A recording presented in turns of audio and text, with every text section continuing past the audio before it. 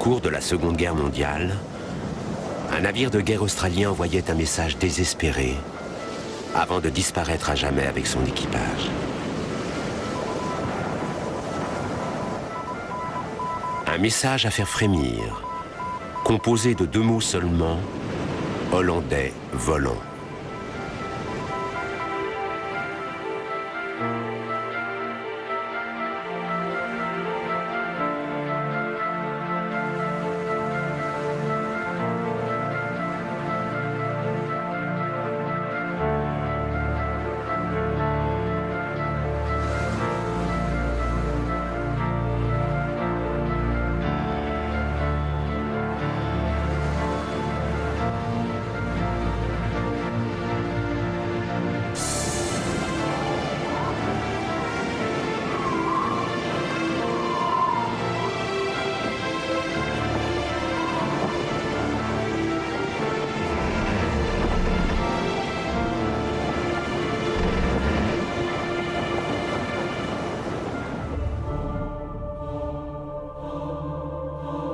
Le cap de Bonne-Espérance, en Afrique du Sud, frontière légendaire entre l'Orient et l'Occident. Une presqu'île désolée, le bout du monde.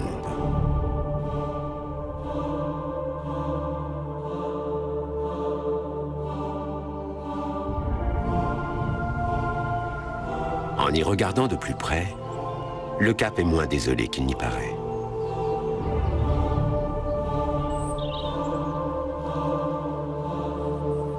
Patrie des antilopes bondbox et des babouins, le cap a aussi donné naissance à la plus fabuleuse légende de marins, le Hollandais volant. Un vaisseau fantôme, condamné à voguer pour l'éternité à travers les 7 océans. Le vaisseau cinglant au vent avec ses voiles rouges sang pourchasse les marins dans ses eaux traîtresses depuis de nombreux siècles. Alors, cette légende repose-t-elle sur des faits réels? Pourquoi est-elle liée au cap de Bonne-Espérance? Le Hollandais volant a-t-il un message à délivrer au XXIe siècle? Les bateaux fantômes datent de toutes les époques et apparaissent dans toutes les cultures sur les 5 continents du globe. Pour découvrir l'origine de la légende du Hollandais volant, il faut se reporter aux premiers explorateurs du XVe siècle. Et peut-être plus loin encore, au mythe de l'Antiquité gréco-romaine. L'histoire du Hollandais volant, vaisseau fantôme croisant au large du cap de Bonne-Espérance, appelé autrefois cap des tempêtes, est basée sur la très ancienne légende d'Adamastor.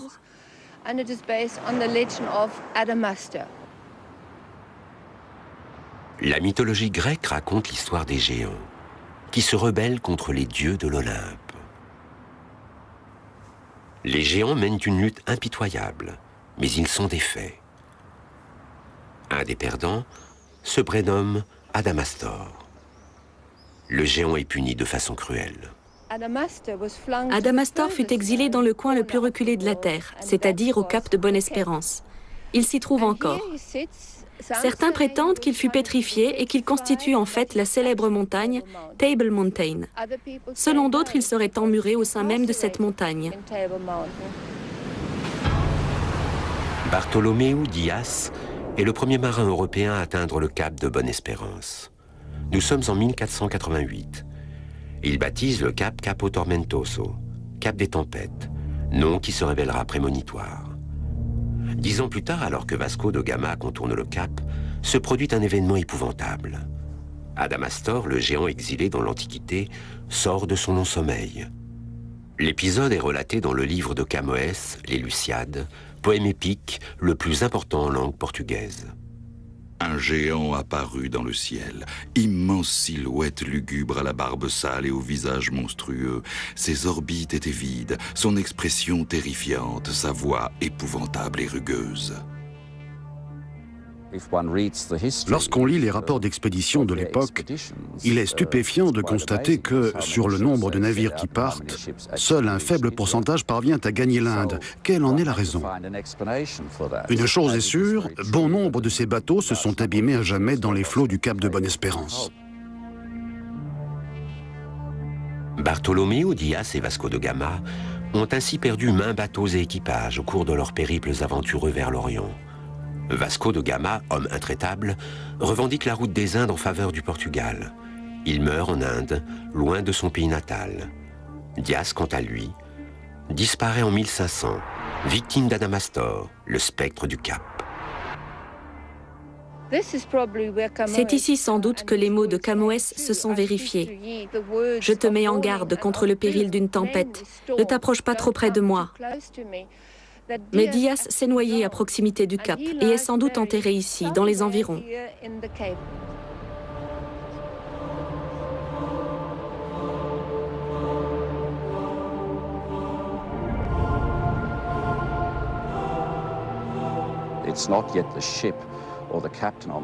Il ne s'agit pas encore d'un bateau ou de son capitaine, mais lorsqu'on analyse la description du spectre telle qu'elle est faite par Camões, certains traits se retrouvent plus tard dans la description du Hollandais volant.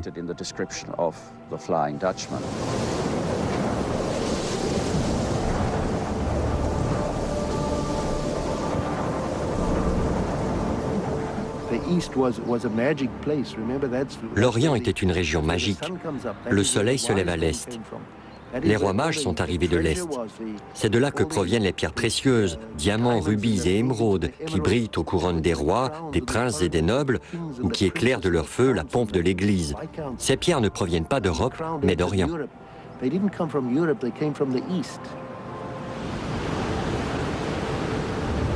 Le cap de Bonne-Espérance devient la frontière légendaire entre l'Europe et le riche Orient. Les marins ont d'excellentes raisons de craindre son passage. Pendant l'hiver austral, les tempêtes du nord-ouest sont épouvantables au Cap. Autrefois, elles coulaient régulièrement navires et équipages au fond de l'eau.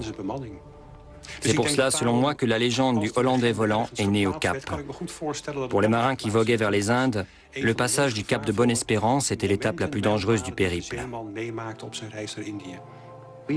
Aujourd'hui, nous avons des canots et bouées de sauvetage et la plupart d'entre nous savent nager. Mais jadis, rares étaient les marins qui savaient nager. Lorsque la mer était démontée, la vie à bord n'était pas de tout repos. Les marins avaient confiance en la solidité du bateau, mais ils pouvaient à tout moment tomber à l'eau et se noyer.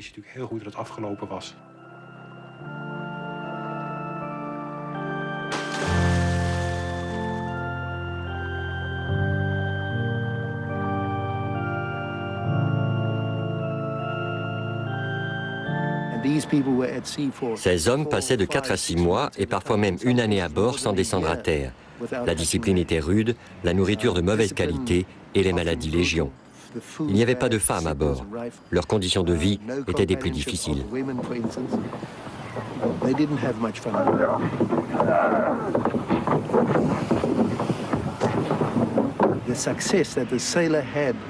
La survie des marins dépendait avant tout de la qualité de leurs officiers et de la bienveillance de notre Créateur.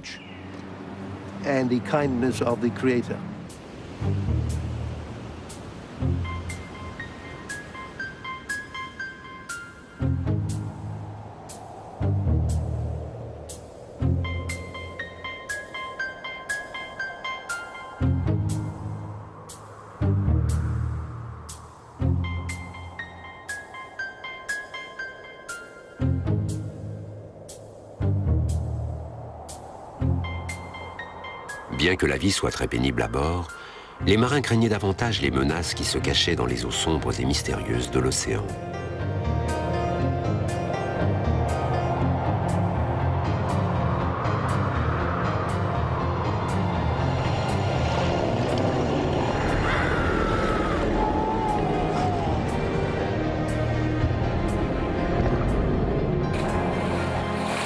If I were an 18th century sailor on a ship in the middle of the ocean, Pour les marins du XVIIIe siècle, l'océan était une vaste étendue menaçante. Un royaume mystérieux peuplé de créatures aussi étranges que néfastes. Hormis les baleines, calmars géants et autres monstres, les marins étaient convaincus que la mer renfermait aussi des êtres mi-humains. Pour eux, l'océan constituait une menace mortelle, et seule la coque du bateau les protégeait de la noyade. La majorité des marins ne savaient pas nager, mais préféraient encore ne pas apprendre, car cela n'aurait que contribué à prolonger leur souffrance.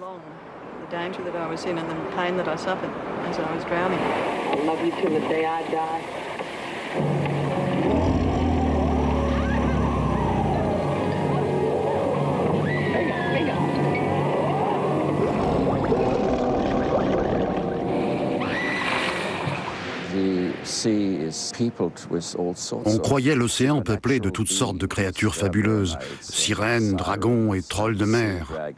Et c'est pour cela que la mer a toujours exercé une telle fascination sur les hommes.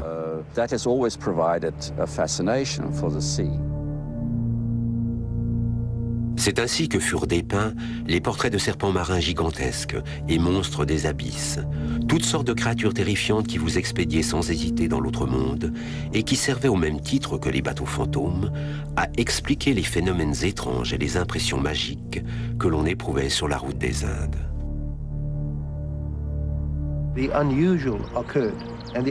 Des phénomènes inhabituels, inattendus et inexpliqués se sont produits et ont fourni la matière pour les histoires de spectres.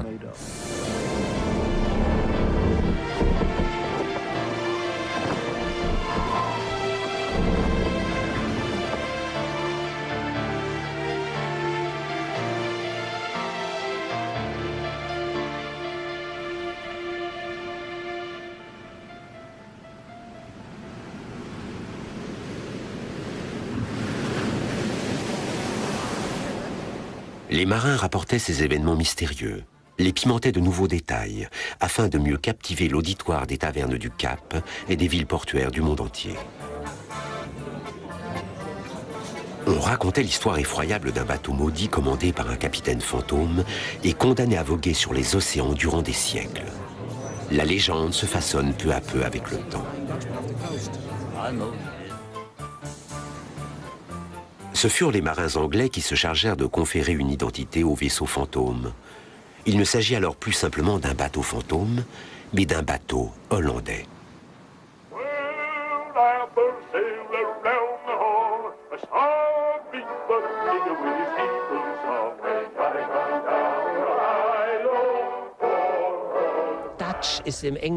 Dutch, qui signifie hollandais en anglais, a aussi une connotation péjorative.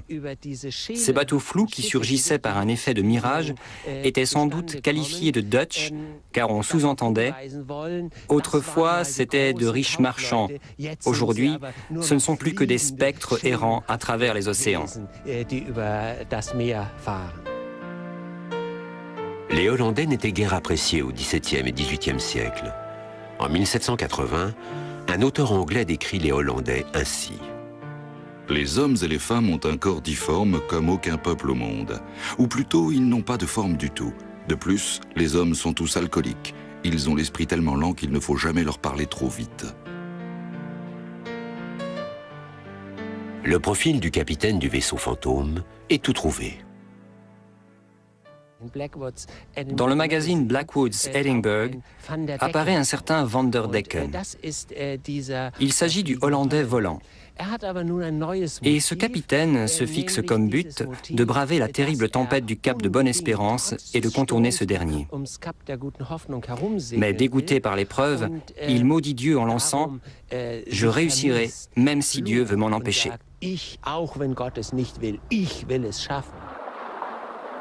La légende raconte désormais que le capitaine Van der Decken est contraint de voguer pour l'éternité autour du cap de Bonne-Espérance pour avoir maudit Dieu.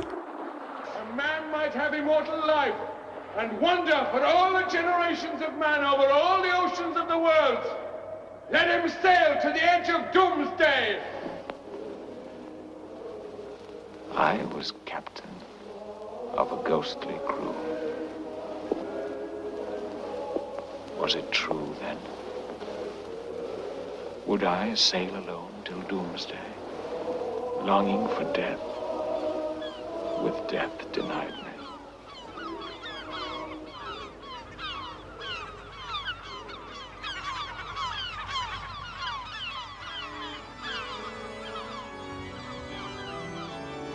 Au XIXe siècle, les histoires d'horreur et d'épouvante font fureur. Un bateau fantôme se révèle un excellent ferment pour l'imagination.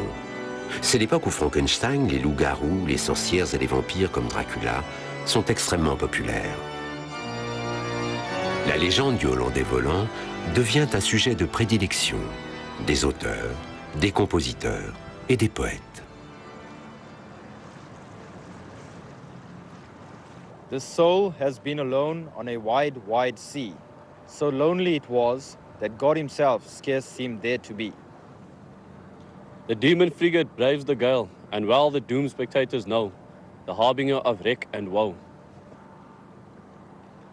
And the buoys and the beacons extinguished their light, as the boats of the stony-eyed dead came in sight, high bounding from billow to billow each form, as it shroud like a plaid flying loose to the storm. But what mainly inspired us with this horror and astonishment was that she bore up under a press of sail in the very teeth of that supernatural sea and of that ungovernable hurricane. Le néerlandais Marsman, qui se noiera plus tard, est l'auteur d'une lettre du Hollandais volant à sa mère. Chère maman, la quille est une passoire, la voile tombe en lambeaux et le jour est aussi noir que la nuit. Pries-tu toujours Dieu notre Seigneur, maman? Es-tu toujours en vie? Doux Jésus, maman, es-tu toujours en vie? Nous voguons aveuglément pour l'éternité vers la mort, mais elle nous évite. Je suis en quête du dernier port, de l'enfer. Mais l'enfer, chère mère, l'enfer est loin.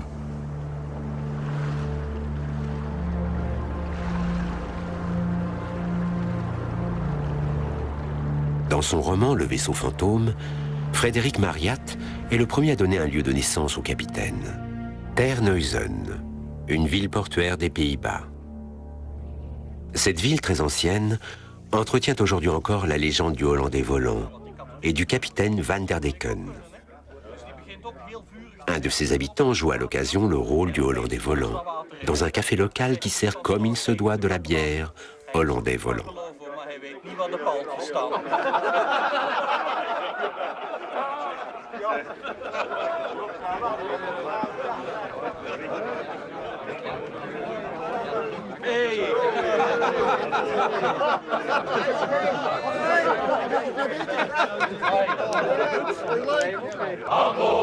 Aan boord het zeemansleven. Viva de zee, viva de zee. Wie gaat er met ons mee? Wie gaat er met ons mee? Viva de zee. Och, Kaatje willen niet huilen, daar heb je mijn beste muilen. Och, Kaatje willen niet huilen, daar heb je mijn beugeltas. Waar al mijn geld in was, waar al mijn geld in was. Och, Kaatje willen niet huilen, daar heb je mijn beugeltas. Aan boord het zeemansleven, viva de zee, viva de zee. Wie gaat er met ons mee? Wie gaat er met ons mee? Viva de zee.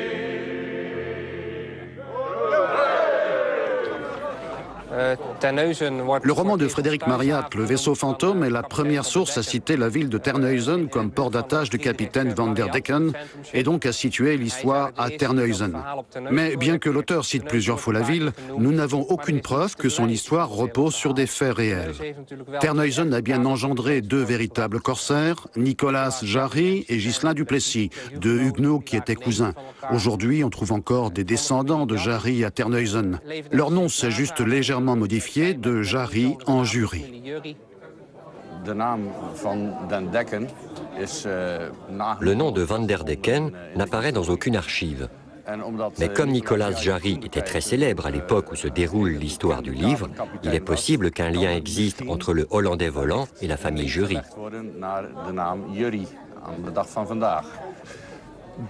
Il se peut donc que vous soyez en train de parler à un descendant du Hollandais volant.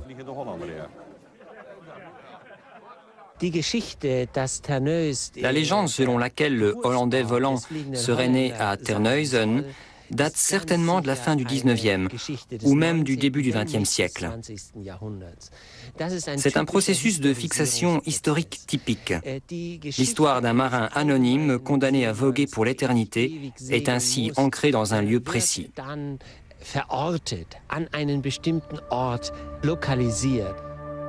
Marryat fait donc naître son Hollandais volant à Terneuzen, qui acquiert entre-temps une telle notoriété qu'il surgit désormais partout dans le monde. Dans une nouvelle de Washington Irving, le Hollandais volant remonte le fleuve Hudson. L'auteur allemand Hauff le situe dans l'océan Indien, Heine en Écosse et Wagner en Norvège, bien évidemment. Le fait que le Hollandais volant soit aperçu par des gens de tous horizons à travers le monde entier renforce l'idée que le vaisseau vogue sur les 7 océans, qu'il est toujours là, qu'il ne coule jamais. Les auteurs du XIXe siècle enrichissent encore la légende, comme l'allemand Heinrich Heine avec sa nouvelle « Mémoire de M. Schnabelewopski ». Dans cette version, le Hollandais volant fait escale à terre tous les 7 ans pour trouver une femme, qui doit à la fois lui être fidèle à jamais et être prête à mourir pour lui. Si le capitaine trouve cette femme idéale, la malédiction sera levée et son âme trouvera la paix.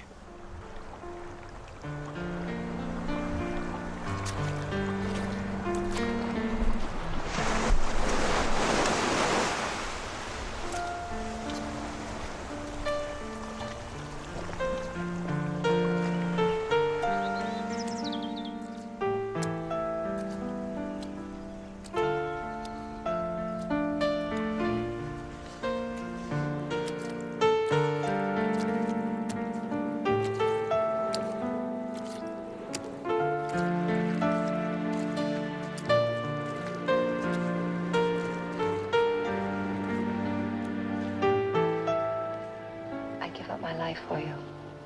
That's the measure of my love. I'd die for you without the least hesitation. Dans son livre plein d'humour, Heine raille un peu la légende. Selon lui, il est impossible de trouver une femme fidèle. Et c'est en vain que le pauvre Hollandais volant gagne la terre ferme tous les 7 ans à la recherche de la femme fidèle. Faute de succès, il est contraint de reprendre la mer et son éternelle errance.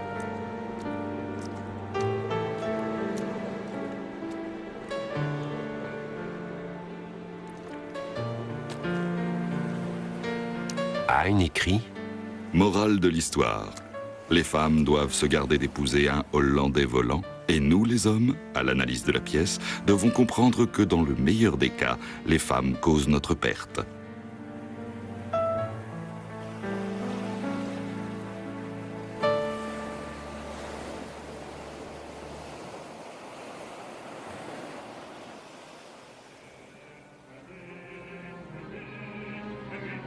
Le compositeur Richard Wagner s'inspire partiellement de Heine pour son opéra Le Vaisseau fantôme qu'il écrit en 1841.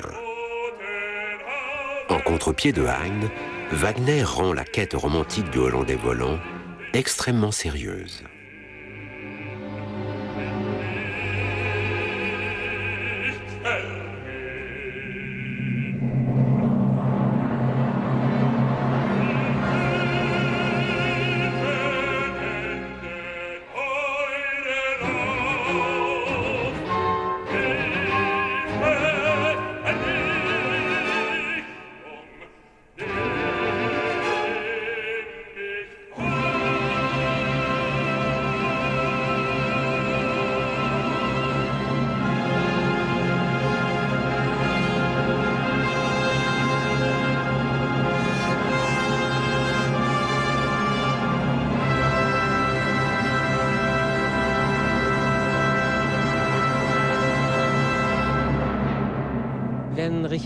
Si Richard Wagner n'avait pas créé cet opéra, il est fort probable que l'histoire du Hollandais volant ne serait pas aussi populaire aujourd'hui.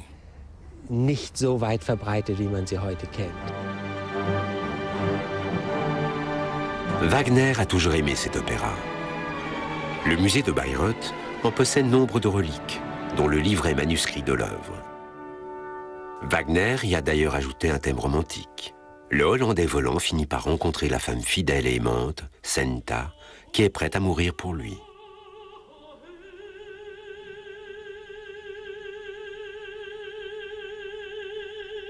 Malheureusement, il est tellement amoureux d'elle qu'il préfère voguer l'océan pour l'éternité que de la voir mourir.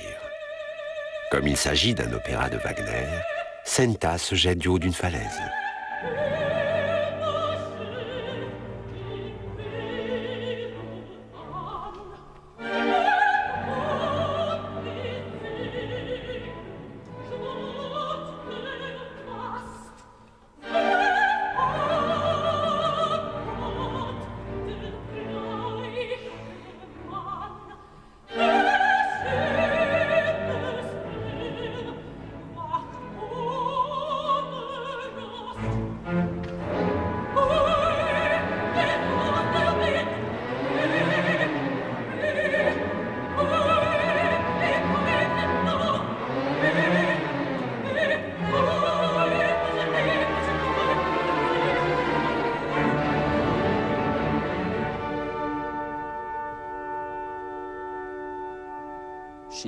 Elle lui jure fidélité éternelle et se précipite dans les flots.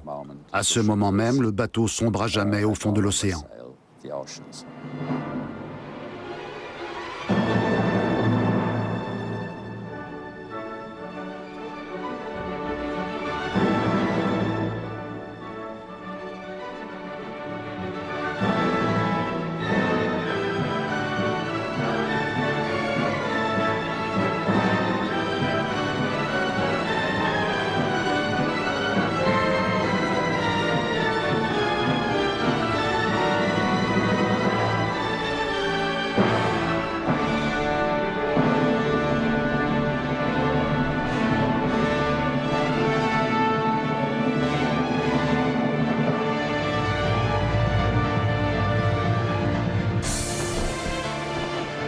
Jusqu'ici, nous nous sommes concentrés sur la légende du Hollandais volant.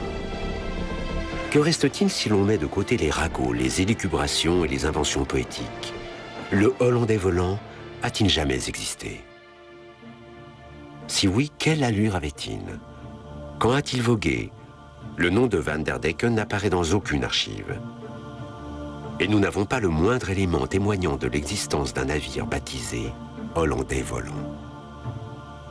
Pourtant, à y regarder de plus près, n'y aurait-il pas quelques marins ou navires hollandais du XVIIe siècle qui sortent du lot et pourraient avoir fondé la légende? Pour y répondre, il faut se replonger dans l'histoire, mais en y portant cette fois-ci un autre regard. Monsieur Slegg, archiviste, pense que certains indices pourraient se cacher dans les vieilles archives de la colonie néerlandaise du Cap, qui au cours de l'hiver 1689 fut contrariée par des augures terrifiants.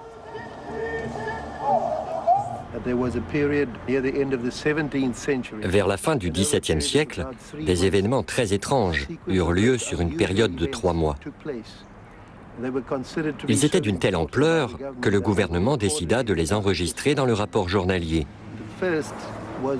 Il y eut d'abord l'apparition d'une comète, considérée comme messagère des forces du mal par des gens alors extrêmement superstitieux. Ensuite, la veille de Noël de l'an 1689 fut marquée par une naissance monstrueuse. Un agneau à 2 corps surmonté d'une seule tête, énorme et ronde, et avec un seul œil. Pour finir, le 28 janvier 1690, un vaisseau apparut à l'entrée de la baie. Il semblait s'agir de la galiote Nord, rentrant au port. Mais le lendemain, nulle galiote à l'horizon ni au port. Dans le rapport journalier, on peut lire « Nous sommes absolument perplexes et de funestes pensées envahissent notre esprit ».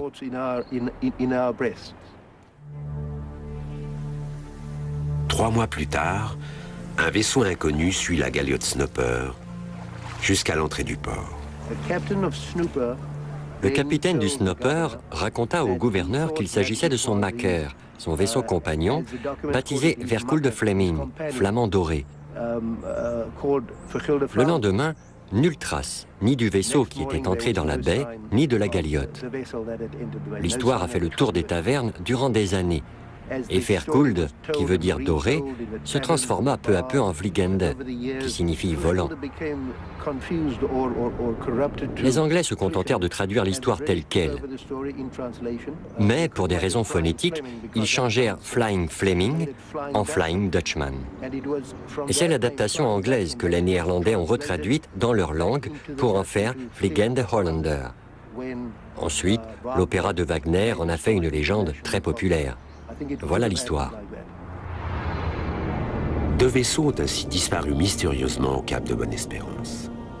Alors le Flamand doré serait-il le Hollandais volant? Quant au Snopper, le vaisseau compagnon du Flamand doré qui était entré dans la baie du Cap, sa présence soulevait bien des questions.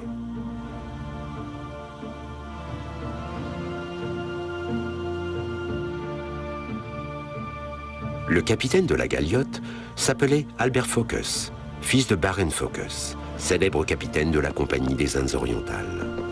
Baron Focus avait relié l'Indonésie en un peu plus de 5 mois, un véritable exploit à l'époque. Un jour, son navire fit naufrage dans les parages des Maldives, mais il survécut. Son bateau s'appelait également Snopper. Il y a donc eu 2 capitaines Focus, tous 2 lieutenants d'un vaisseau baptisé Snopper, et tous 2 célèbres au Cap, mais à de nombreuses années de distance. Ce qui donna l'impression que le capitaine Focus était immortel.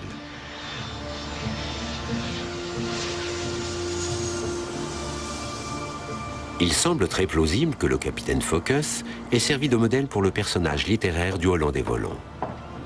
Pour confirmer cette proposition, il faut approfondir les recherches. Est-il possible de trouver des témoignages écrits sur le vaisseau fantôme?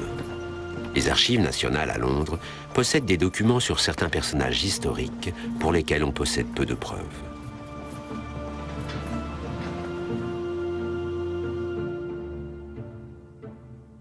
Comme l'unique indice de l'existence de Robin des Bois.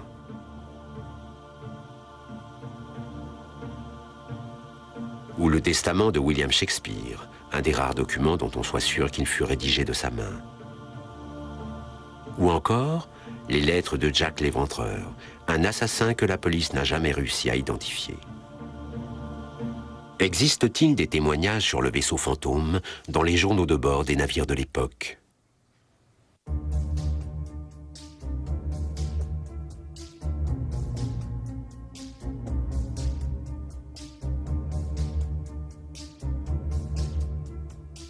On raconte que le HMS Leven croisa le vaisseau fantôme en 1823, dans les environs du cap de Bonne-Espérance. Ce fait fut-il consigné dans les journaux de bord? Absolument. Tous les journaux de bord du HMS Leven rapportent « Nous avons vu un vaisseau inconnu passer par devant ».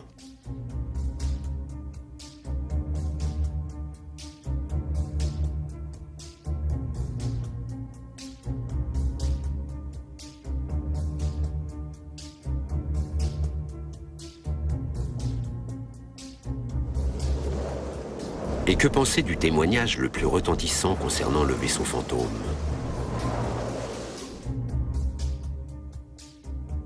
Il apparut près des côtes d'Australie.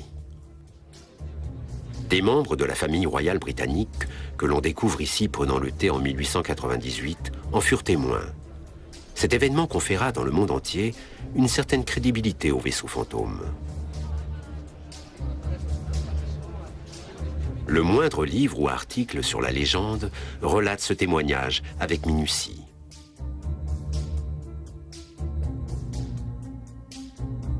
Le prince George, le futur roi George V, et son frère Edward ont aperçu le Hollandais volant alors qu'ils étaient aspirants de marine sur le HMS Inconstant. Dans leur mémoire, ils écrivent « 11 juillet 1881. À 4 heures du matin, le Hollandais volant a surgi devant notre proue. Il est apparu tel un vaisseau fantôme enveloppé de flammes. 13 membres de notre équipage l'ont vu. À 11h moins le quart, le marin qui avait signalé le premier l'apparition du Hollandais volant s'écrasa sur le pont. Son corps fut immergé cet après-midi, à 16h15.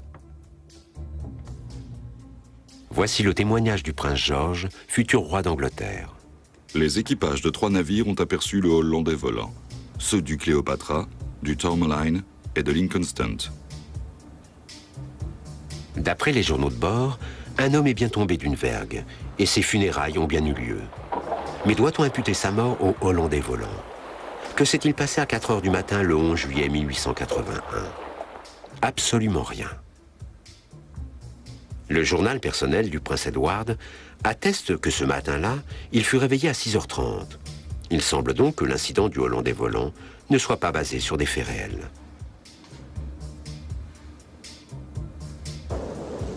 Néanmoins, l'apparition de vaisseaux fantômes au large des côtes australiennes n'était pas un phénomène rare. Mon père m'a raconté avoir vu un vaisseau fantôme en mer. Dans sa jeunesse, il se trouvait sur le pont d'un bateau qui reliait la Nouvelle-Zélande à l'Australie. Il était de quart et soudain, il a vu un bateau immense surgir à l'horizon, s'approcher et croiser son bateau sans donner le moindre signe de vie ou signal. Il n'avait aucun moyen de le prouver, mais il pensait qu'il s'agissait d'un vaisseau fantôme.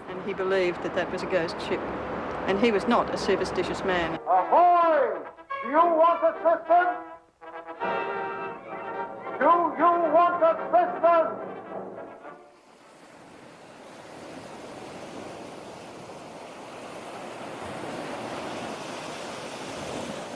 Même les mariniers allemands n'échappèrent pas aux Hollandais volants durant la Seconde Guerre mondiale. Karl Dönitz, amiral de la flotte allemande, a écrit: Un équipage de sous-mariniers raconte que lors de leur mission à l'est de Suez, ils ont vu le Hollandais volant ou quelque autre vaisseau fantôme. Une fois rentrés à la base, ils m'ont confié qu'ils préféraient subir les attaques de toute la flotte alliée dans l'Atlantique Nord que de croiser une seconde fois le spectre lugubre du vaisseau fantôme.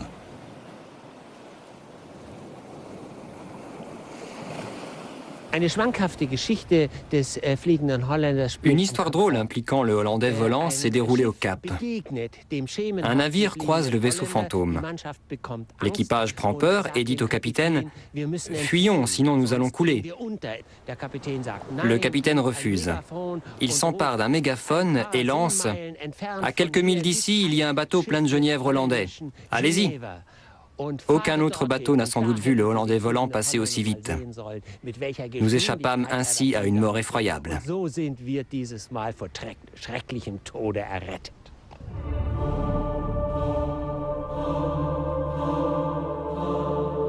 Le Hollandais volant surgit ainsi dans tous les océans du monde. Mais il est un lieu où il est apparu plusieurs fois, à False Bay, non loin du cap de Bonne-Espérance.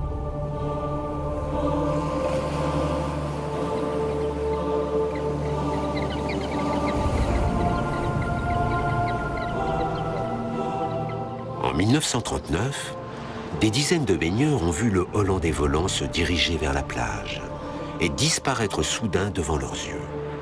Le même incident se répéta 40 ans plus tard au même endroit.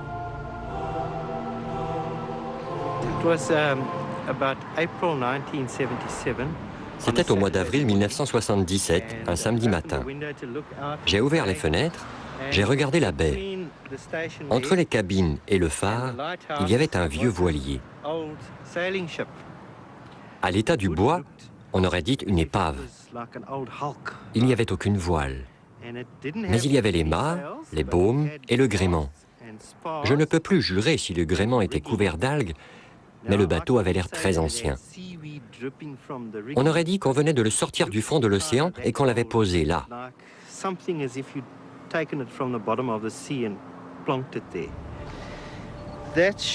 Soudain, le vaisseau s'est mis en branle dans cette direction. Je me suis aussitôt demandé comment il faisait sans voile. Il a atteint le point qui se trouve juste dans l'alignement du phare, puis il a disparu. Soudain, comme ça.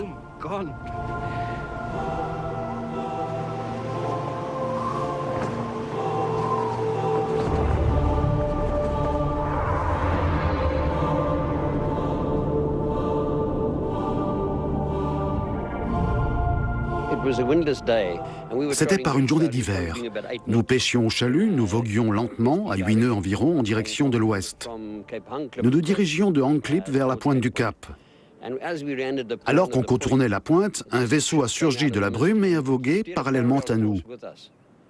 Il a fait route comme ça à nos côtés pendant Pendant 5 minutes au minimum, peut-être plus. Oui, 4 ou 5 minutes. Il glissait virtuellement au-dessus des eaux, sa coque n'était pas enfoncée et il ne faisait aucun bruit. On n'entendait aucun moteur ni aucune animation. À un moment donné, il a viré de 90 degrés et s'est enfoncé dans la brume. En pénétrant dedans, il fut enveloppé de brume. C'est comme si un rideau s'était ouvert puis refermé. Là, nous avons aperçu la poupe typique du bateau. Il s'est évanoui dans la brume, nous ne l'avons plus jamais revu. Et ceux qui voguent quotidiennement dans ces eaux, qu'ont-ils à dire? Comme par exemple les pêcheurs de Cold Bay Haven.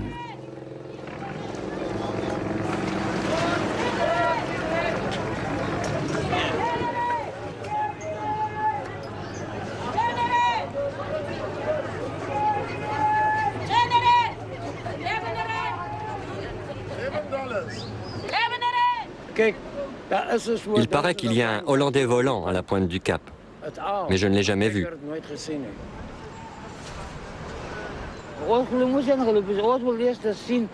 Il faut d'abord le voir pour le croire. Je n'ai pas grand-chose à dire sur le Hollandais volant. Certains en parlent, mais pour ce que j'en sais, je ne peux rien dire.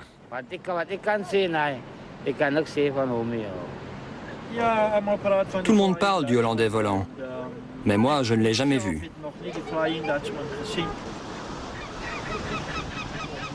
Cela ne signifie pas que ces eaux soient sans danger.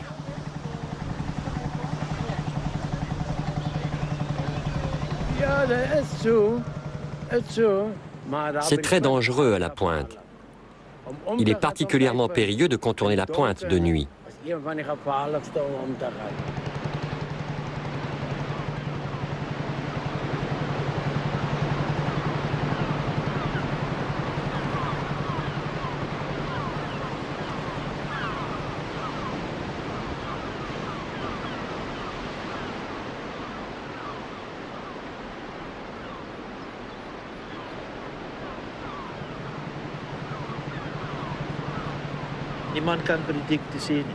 On ne peut pas prédire l'état de la mer.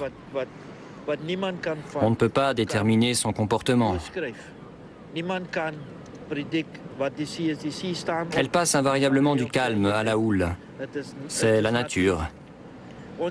On ne sait jamais si on va travailler en sécurité ou non.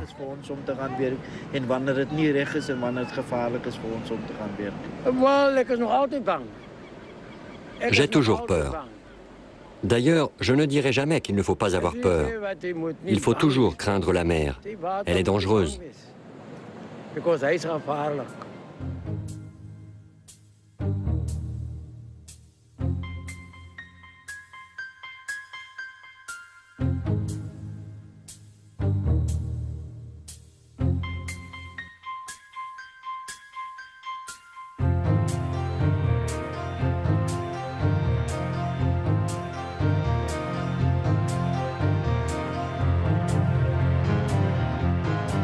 Les pêcheurs ont d'excellentes raisons d'avoir peur. Le cap de Bonne-Espérance est l'un des plus grands cimetières de navires au monde. Plus de 5000 vaisseaux des plus anciens galions aux derniers pétroliers y ont sombré avec leur équipage. Les vestiges silencieux témoignent de ces catastrophes aussi bien en surface que dans les fonds.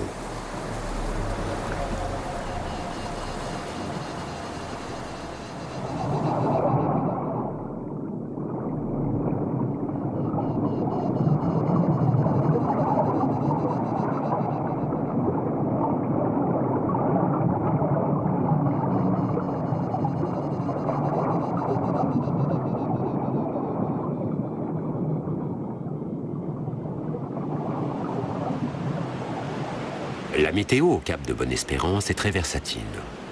D'immenses vagues qui peuvent atteindre plus de 17 mètres chahutent la côte. Il y a peu, les moteurs du cargo Ikantanda de Singapour sont tombés en panne. L'équipage a désespérément tenté de jeter l'ancre, mais en vain. Le bateau s'échoua près de la ville de Scarborough. Le Hollandais volant ne peut évidemment pas être tenu responsable de tous les drames. Mais ce n'est pas un hasard s'il opère surtout dans ces parages. Le cap de Bonne-Espérance est le point de rencontre de deux courants marins contraires. Le courant Agulhas en provenance de la côte est et le courant Benguela qui arrive par la côte ouest. Et ces deux courants se rencontrent ici. Le courant Agulhas charrie des eaux chaudes qui culminent à 38 degrés à l'équateur et dont la température baisse à mesure que le courant approche du cap. Ces eaux chaudes percutent pratiquement de plein fouet les eaux du courant Benguela qui prend son origine dans l'Antarctique. Ces eaux froides chassent malheureusement les poissons de la région car ils ne supportent pas les températures basses.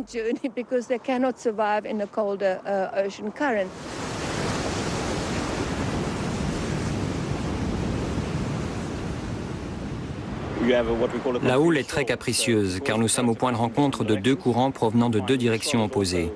Elles ne se dirigent donc pas uniformément dans une même direction.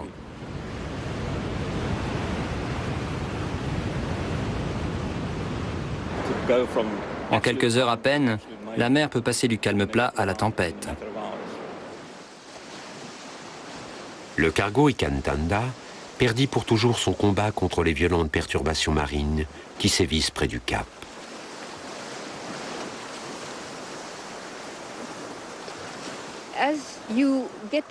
Lorsqu'on commence à mieux connaître le Cap, on se rend compte que la mer ici est très caractérielle. Beaucoup de gens disent qu'elle ressemble à une femme. Elle change très vite d'humeur.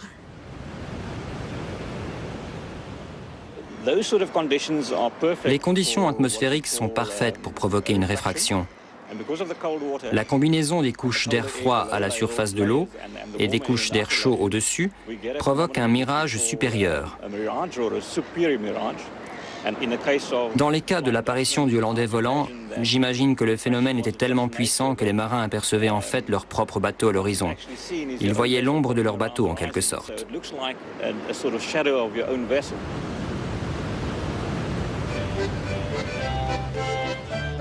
Il s'agirait donc simplement d'une illusion d'optique, d'un mirage, ce qui n'a pas empêché la légende de conquérir le monde entier.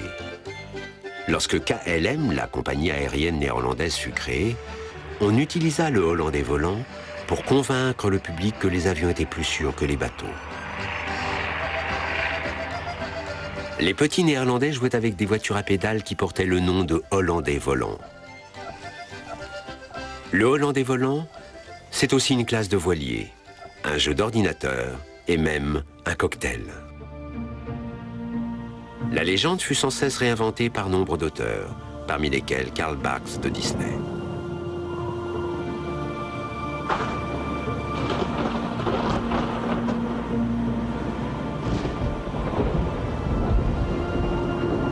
Ou Hergé, le créateur de Tintin et Milou.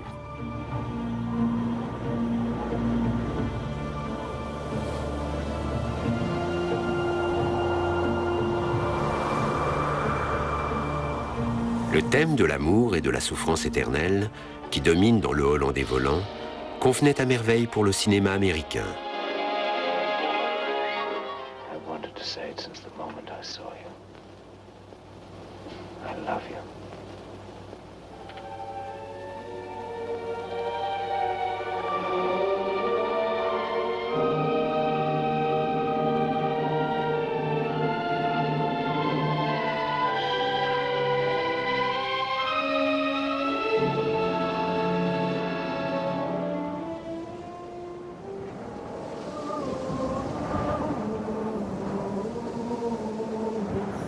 Le vaisseau fantôme donna durant des siècles des sueurs froides aux marins.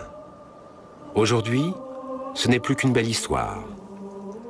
Elle inspire des films, des bandes dessinées et même un jeu de société.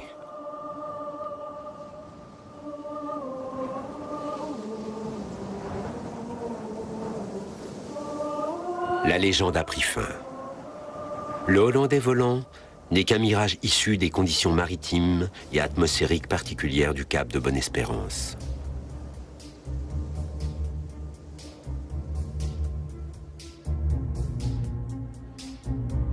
Avec nos liaisons satellites, nos connaissances scientifiques et nos systèmes GPS, nos sociétés sont désormais trop avancées pour croire aux vaisseaux fantômes.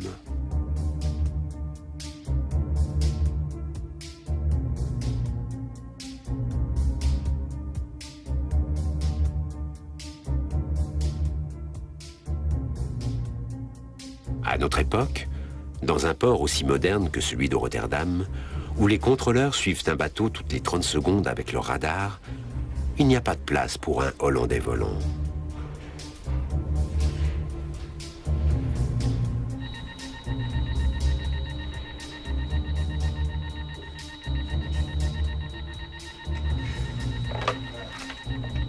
Bien que...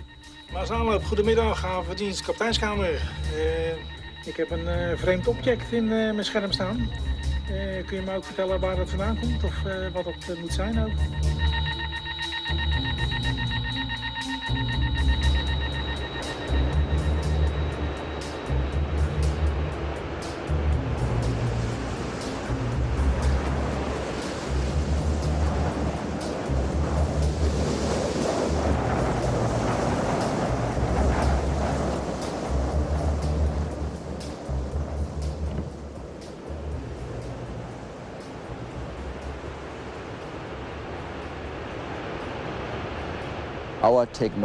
Notre technologie et nos connaissances ne nous permettent pas de dompter les océans. Nous n'avons pas conquis la mer. C'est aussi simple que ça. Nous ne la contrôlons pas. Nous ne sommes pas des surhommes.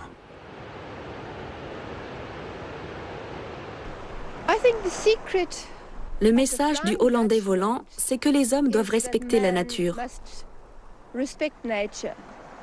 Il ne faut pas l'affronter au-delà de ses propres capacités. Il faut avoir la sagesse de se dire qu'il est impossible de vaincre la nature.